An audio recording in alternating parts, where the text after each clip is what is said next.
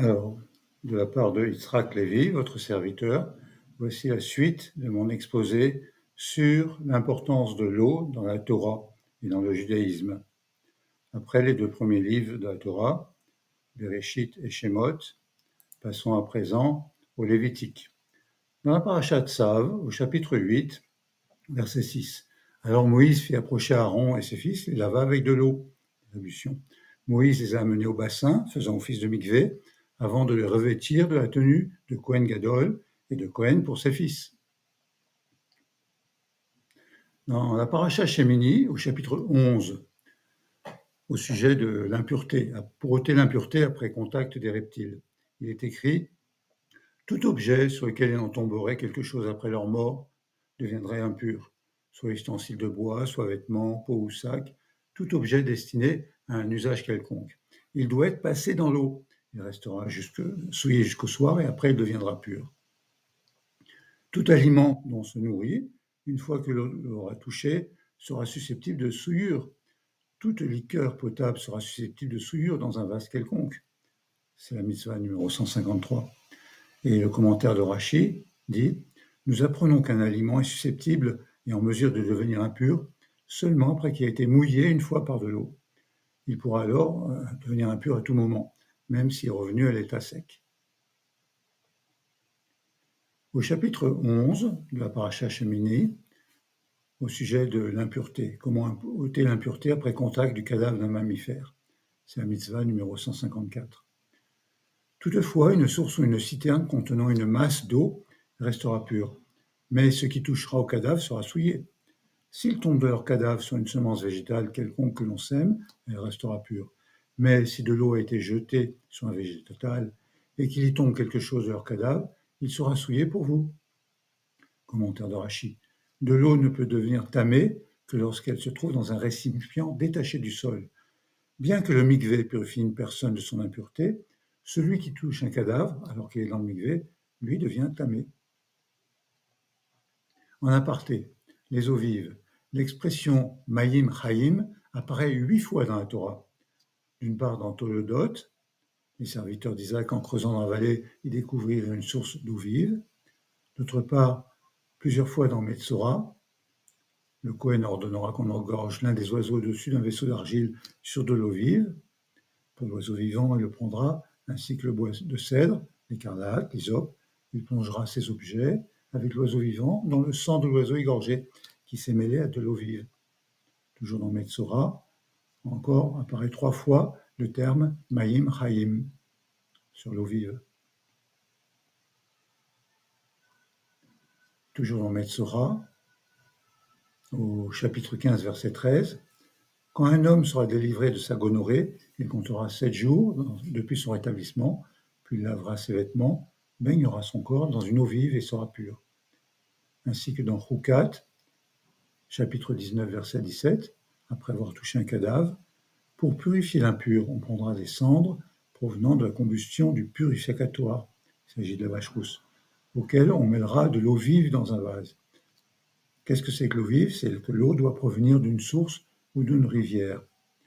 À noter que la gematria de Mayim Chaim, c'est 68 plus 90, ça fait 158. Et 158, on peut faire un parallèle avec tous les jours de ta vie. Kol yemei chayecha. Exemple dans le psaume 128, verset 5, que le Seigneur te bénisse de Sion, goûte le bonheur de Jérusalem, tous les jours de ta vie. Tandis que l'expression Hamayim Achayim, les eaux vives, cela fait 73 plus 95, et la somme des deux, c'est 168. Qu'est-ce que c'est que ce nombre 168? C'est 2 puissance 3 multiplié par 3 puissance 3. Or, on sait que dans le judaïsme, ce qui est répété 3 fois est gage d'assurance, de conviction, d'énoncer avec une affirmation absolue. Hamayim Achaim. Les eaux vives, l'expression Mayim Chaim, apparaît également 4 fois dans les Nevim et les Ketuvim, dans le livre de Jérémie, chapitre 2, verset 13. « Car il est double le méfait commis par mon peuple. Ils m'ont abandonné, moi, la source d'eau vive, pour se creuser des citernes, des citernes crevassées qui ne peuvent retenir les eaux. Donc là, c'est l'Éternel qui est comparé à l'eau vive. Et aussi au chapitre 17, verset 13. Ô espérance d'Israël, Éternel, tous ceux qui te délaissent seront confondus. Oui, ceux qui se tiennent éloignés de moi seront inscrits sur la poussière, car ils ont abandonné la source d'eau vive, l'Éternel. Ainsi que dans le livre de Zacharie, au chapitre 14, verset 8. En ce jour, des eaux vives s'épancheront de Jérusalem.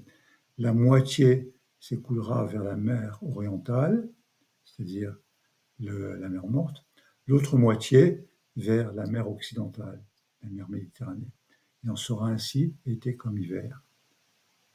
Également dans le Shirachirim, le Cantique des Cantiques, chapitre 4, verset 15, « C'est un jardin clos, un parc de plaisance, une fontaine des jardins, une source d'eau vive, un ruisseau qui descend du Liban. » D'où l'importance de l'expression « eau vive ». Revenons au Lévitique, la paracha Metzora, au chapitre 14, au sujet de la purification du lépreux, le Metzora. Verset 9. Puis le 7e jour, il se rasera tout le poil, sa chevelure, sa barbe, ses sourcils, tout son poil. Il lèvera ses vêtements, baignera son corps dans l'eau et deviendra pur. C'est une partie de la mitzvah numéro 173. Et au chapitre 15, à celui qui est affligé de gonorrhée, quiconque toucherait à sa couche devra donc laver ses vêtements, se baigner dans l'eau. Et quiconque s'assoit sur le meuble où s'assied celui qui a le flux, il devra laver ses vêtements, se baigner dans l'eau. Il sera souillé jusqu'au soir. Si on touche au corps de celui qui a le flux, alors il faut laver ses vêtements. On se baignera dans l'eau. C'est la mitzvah numéro 175. Quiconque transporte un de ces objets souillés lavera ses vêtements et se baignera dans l'eau. Il restera souillé jusqu'au soir.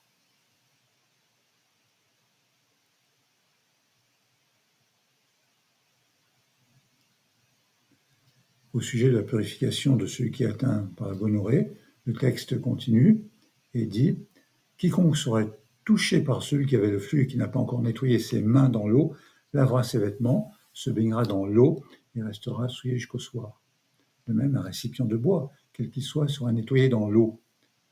Quant à cet homme, quand il sera délivré de sa gonorrhée, il comptera 7 jours depuis son rétablissement, puis lavera ses vêtements, baignera son corps dans une eau vive et sera pur. C'est la mitzvah numéro 178. D'où l'importance du rituel de purification par l'eau. De même, au verset 16, un homme qui aurait laissé échapper de la matière séminale devra baigner dans l'eau tout son corps. C'est la mitzvah numéro 180. Tout comme toute étoffe, toute peau où il se trouverait cette matière serait nettoyée avec de l'eau et resterait souillée jusqu'au soir. Et une femme avec laquelle un homme aurait habité charnellement, tous deux se baigneront dans l'eau et seront souillés jusqu'au soir. Au chapitre 15 de la paracha Metzora, au sujet de la purification de la femme Nida, verset 19. Lorsqu'une femme éprouvera le flux, alors, elle restera 7 jours dans son isolement, verset 21. Quiconque touchera à sa couche devra laver ses vêtements, se baigner dans l'eau et restera souillé jusqu'au soir. C'est la mitzvah numéro 181. Quiconque touchera à quelque meuble où elle s'asserrait, lavera ses vêtements, se baignera dans l'eau et restera souillé jusqu'au soir. Au verset 27, quiconque les touchera, le lit, un siège sur lequel s'est assise la femme Nida, eh bien cet homme deviendra impur, il devra laver ses vêtements, se baigner dans l'eau et restera souillé jusqu'au soir. D'où l'importance de purification par l'eau. Passons à présent à la paracha Haremot, au chapitre 16, au sujet du Kohen Gadol, avant d'entrer dans le sanctuaire. Verset 4. Il sera vêtu d'une tunique de lin consacrée, un caleçon de lin couvrira sa chair, une écharpe de lin le ceindra, et une tiare de lin sera sa coiffure. C'est un costume sacré. Il doit se baigner dans l'eau avant de s'en vêtir. C'est une partie de la mitzvah numéro 184. Chacun de ces changements exigeait une immersion, ainsi que 2 ablutions sanctificatrices des mains et des pieds dans la grande cuve. au verset 23. Aaron rentrera dans la tente d'assignation, puis il dépouillera ses vêtements de lin. Ensuite, il baignera son corps dans l'eau, dans un lieu saint, et revêtira son costume. Et alors, il s'en ira offrir son holocauste et celui du peuple. Et cela, c'était à chaque changement de costume. Au chapitre 16 de la paracha à Harémoth, au sujet de l'homme préposé au bouc émissaire, verset 26. Pour celui qui aura conduit le bouc vers Azazel, il lavera ses vêtements. Il lavera ses vêtements, baignera son corps dans l'eau, et alors seulement il rentrera au camp. Et pour l'homme chargé du transport des bêtes sacrifiées, le taureau expiatoire, le bouc expiatoire, on les transportera hors du camp, et l'on consumera par le feu leur peau, leur chair et leur fiente. Et ensuite, verset 28, celui qui les aura brûlés lavera ses vêtements, baignera son corps dans l'eau, et alors seulement il rentrera au camp. Il y a toujours l'importance de nettoyage, de la purification par l'eau. Au chapitre 17 de Harémoth, verset 15. Toute personne, indigène ou étrangère, qui mangerait d'une bête morte ou déchirée, treifa, devra laver ses vêtements, se baigner dans l'eau et rester souillée jusqu'au soir. Alors elle redeviendra pure. Que si elle ne se lave point ses vêtements et ne baigne point son corps, alors elle en portera la peine, c'est la peine de karet. Au chapitre 22 de la paracha est mort pour tout Kohen, lorsqu'il vient en contact d'une source d'impureté. Verset 6. La personne qui y touche devra rester souillée jusqu'au soir. Le Kohen ne mangera rien des choses saintes avant qu'il n'ait baigné son corps dans l'eau. Après le soleil couché, il deviendra pur, et alors il pourra jouir des choses saintes, car elles sont sa subsistance. Dans le livre des Nombres, à Parashat Nasso, le chapitre 5, traite en détail de la femme Sota, soupçonnée d'infidélité. Il s'agit de la mitzvah numéro 364, au verset 16. Alors le Kohen la fera approcher la prélasse en présence du Seigneur. Le Kohen puisera de l'eau sainte dans un vase d'argile, prendra de la poussière se trouvant sur le sol du tabernacle et la mettra dans cette eau. Plaçant alors la femme en présence du Seigneur, le Kohen lui découvrira la tête, lui posera sur les mains l'oblation de ressouvenir, qui est l'oblation de jalousie, tandis qu'il tiendra dans sa propre main les eaux amères de la malédiction. Mais Amarim, Amerarim. Verset 19.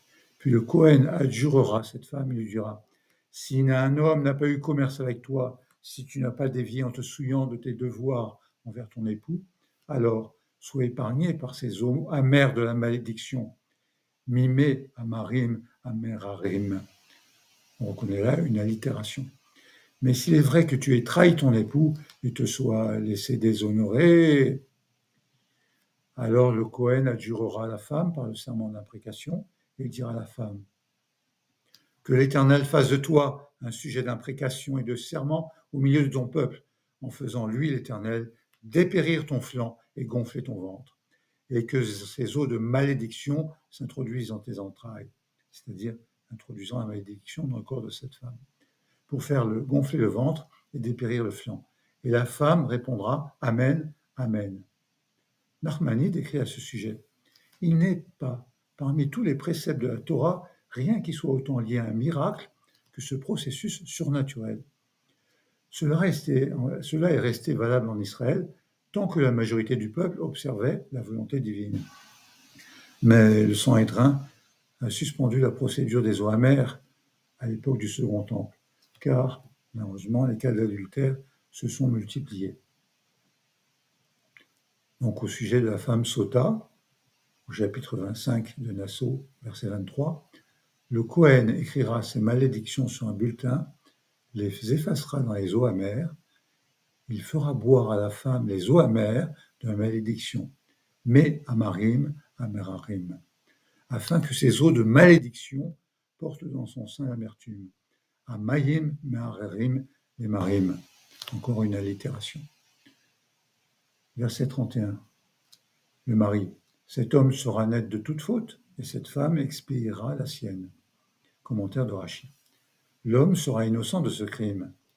Si les eaux ont produit leur effet, la femme va mourir, mais lui n'a pas à se tourmenter à l'idée d'être responsable de sa mort. Il est quitte de toute punition. Autre explication. Après qu'elle a bu, si elle est vraiment exempte de tout soupçon, elle lui redevient permise et il est quitte de tout péché, lui, car sinon la femme soupçonnée d'infidélité est interdite à son mari. À la paracha Béalotera au chapitre 8, verset 6. Prends les Lévites du milieu des enfants d'Israël et purifie-les. Voici ce que tu feras pour les purifier. Tu les aspergeras d'eau expiatoire. Ils passeront le rasoir sur tout le corps, laveront leurs vêtements et se purifieront. Le premier Nissan, le sacerdoce, a été entamé par les princes des tribus. Le 2 fut abattu la vache rousse. Le 3 Nissan commença la purification des Lévites. C'est ce qui est rapporté dans Maseret Gittin, page 60a. Commentaire de Rachi. Avec de l'eau expiatoire, d'où vient-elle? Eh bien, c'est celle qui a été préparée avec les cendres de la vache rousse. Comment les Lévites étaient-ils devenus impurs? À cause de ceux d'entre eux qui étaient devenus impurs au contact d'un mort. C'est lors de l'épisode du veau d'or. Les Lévites ont tué au besoin chacun son frère, son ami, son parent, à la demande de Moïse, tel que c'est rapporté dans l'Exode au chapitre 32, verset 27. Dans la paracha Chukat, chapitre 19. Cependant, un homme pourra recueillir les cendres de la vache et les déposera hors du camp, en un lieu pur, où elles resteront en dépôt pour la communauté des enfants d'Israël, en vue de l'eau lustrale. C'est un purificatoire. Il s'agit de la mitzvah numéro 397. Commentaire de Rachi. En eau de purification, c'est de l'eau d'aspersion. Elle est un expiatoire, ratat, au sens littéral, purification. Étant donné les règles qui lui sont applicables, le texte l'appelle ratat pour souligner qu'à l'instar des choses saintes, il est interdit d'en tirer profit. Rapporté dans Maseret Minachot, page 51b.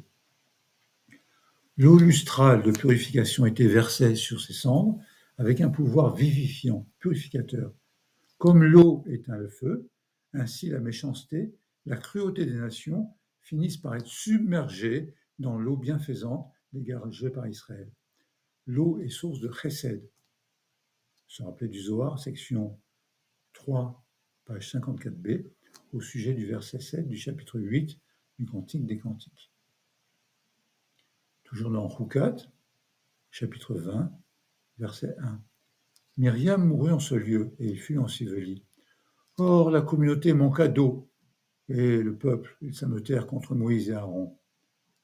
Commentaire de Rachi, nous apprenons ainsi que durant les 40 ans passés dans le désert, ils avaient l'usage du puits grâce au mérite de Myriam.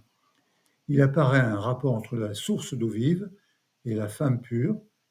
Elles se sont attirées vers l'eau et l'eau se sont attirées vers elles. Se rappeler de Rivka dans la paracha Hayesara et de Rachel dans la paracha Vayetse. Dans la paracha Chukat, au chapitre 20, verset 8, Dieu dit « Prends le bâton et assemble la communauté, toi ainsi qu'Aaron ton frère, et parlez aux rochers en leur présence de donner ces eaux. Tu feras couler pour eux de l'eau de ce rocher, et tu désaltéreras la communauté et son bétail. » Le Midrash et l'Amdenu expliquent que Moïse devait citer une halacha, ou un passage de la loi, devant le rocher, afin que celui-ci donne ses eaux. On comprend qu'un rapport est établi entre l'eau bienfaisante qui étanche la soif et les paroles de Torah. Verset 10 du chapitre 20. Puis Moïse et Aaron convoquèrent l'assemblée devant le rocher. « Est-ce que de ce rocher nous pouvons faire sortir de l'eau pour vous ?» C'était à Kadesh, dans le désert de Tzin. Ils ne le reconnaissaient plus, car le rocher, lors de la disparition du puits de Myriam, s'était déplacé pour s'installer incognito parmi les autres rochers. Verset 11. Moïse leva la main et il frappa le rocher de son bâton par 2 fois. Il en sortit de l'eau en abondance. Mayim Rabim. Et la communauté et ses bêtes burent. De fait, C'est la seule faute grave que Moïse a commise en frappant le rocher au lieu de lui parler.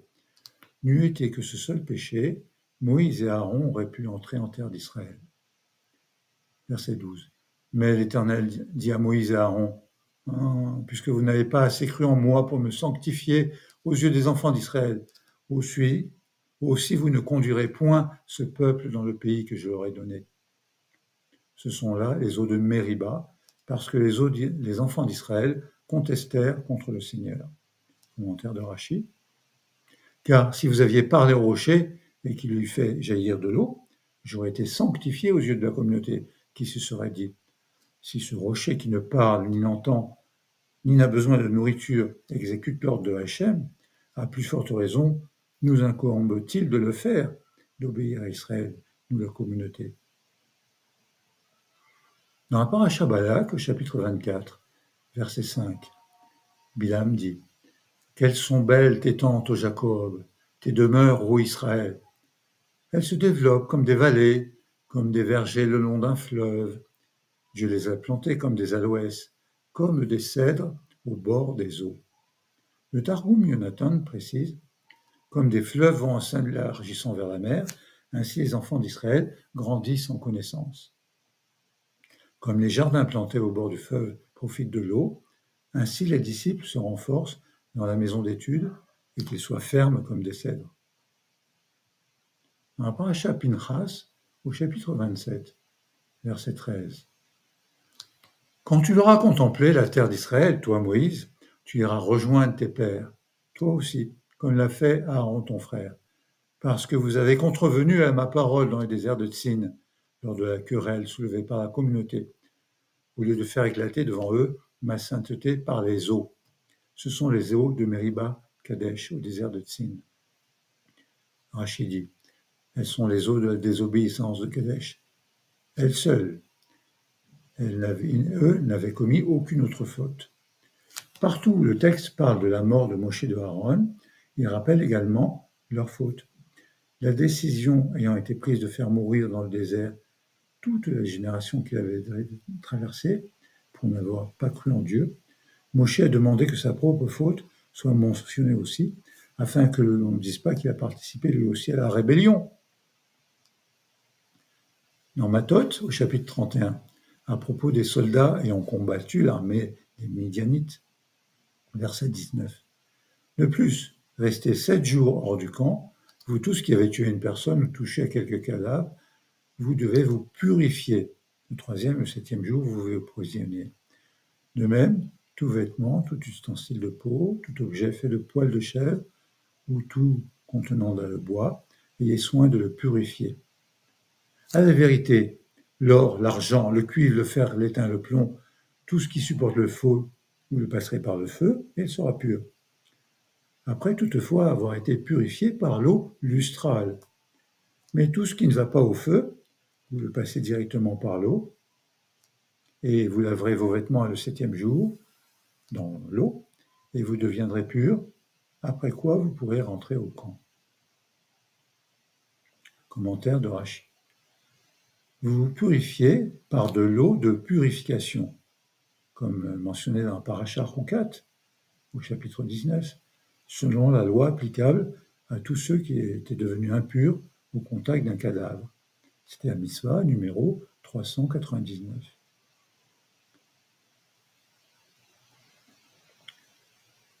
Dans Devarim, le Deutéronome, au chapitre 2 de Devarim, à propos de la traversée de Séhir, qui est le pays des enfants d'Ésav, verset 6.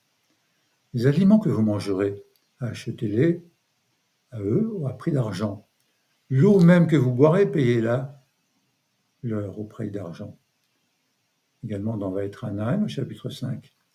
Tu ne te feras point d'idole, l'image de quoi que ce soit dans le ciel en haut ou en bas sur la terre, ou dans les eaux au-dessous de la terre. Commentaire dans Rachi. En tout lieu où je me trouve, c'est-à-dire dans l'univers entier, en mentionnant les eaux. Dans Parashat Ekev, au chapitre 8, verset 7. Car l'Éternel ton Dieu te conduit dans un pays fortuné, un pays plein de cours d'eau, de sources, de torrents, qui s'épandent dans la vallée ou sur la montagne. aussi. L'Éternel ton Dieu qui t'a tiré du pays d'Égypte, de la maison de servitude, et qui t'a conduit à travers ce vaste et redoutable désert, sol aride et sans eau, et qui a fait pour toi jaillir des eaux de la pierre des rochers. C'est le rappel de l'abondance de l'eau grâce au puits de Myriam.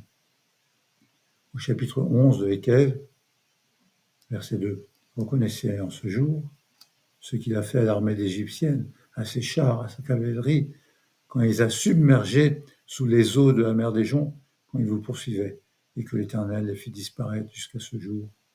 Rappel du grand miracle de la traversée de la mer Rouge à pied sec, et ensuite elle s'est refermée sur les Égyptiens. Verset 11 de Ékev, du chapitre 11. Mais le pays que vous allez conquérir, Eretz Canaan, c'est un pays de montagnes et de vallées, abreuvé par les pluies du ciel.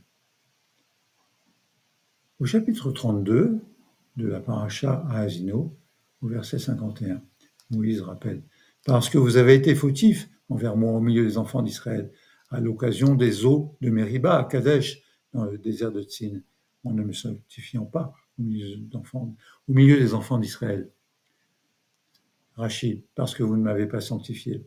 Et oui, vous avez été la cause que je n'ai pas été sanctifié. Je vous avais dit, Dieu avait dit, vous parlerez au rocher. Et eux, Moïse et Aaron, lui ont frappé, et ce à 2 reprises.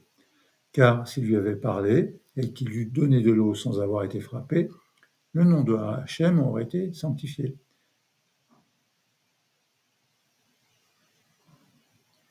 J'en ai terminé pour les occurrences de l'eau dans la Torah, et nous poursuivrons avec les occurrences de l'eau dans le livre des prophètes.